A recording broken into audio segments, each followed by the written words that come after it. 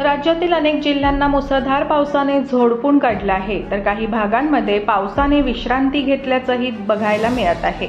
अशा परिस्थितीत हवामान विभागाच्या अंदाजानुसार 6 ऑगस्ट आज अनेक भागात पाऊस उघडलेला दिसण्याची शक्यता आहे।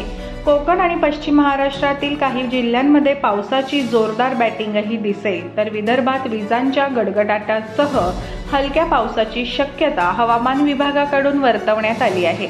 हवामान विभागाच्या अंदाजानुसार आज मुंबई शहर आणि उपनगरात मध्यम पाऊस पडण्याची शक्यता आहे। कोकणातील रायगड, रत्नागिरी आणि पश्चिम महाराष्ट्रातील पुणे, सातारा या जिल्ह्यांना येलो अलर्ट दिलेला आहे। याचबरोबर संपूर्ण विदर्भातही आज पावसाचा येलो अलर्ट जारी करण्यात आला आहे।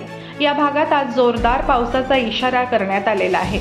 मुंबईत गेल्या अनेक दिवसांपासून पावसाने दमदार हजेरी लावली आहे। त्यामुळे मुंबईला पाणी पुरवठा करणारे 4ही धरण ओव्हरफ्लो झाल्यामुळे मुंबईकरांची आता वर्षभराची पाण्याची चिंता मिटली आहे।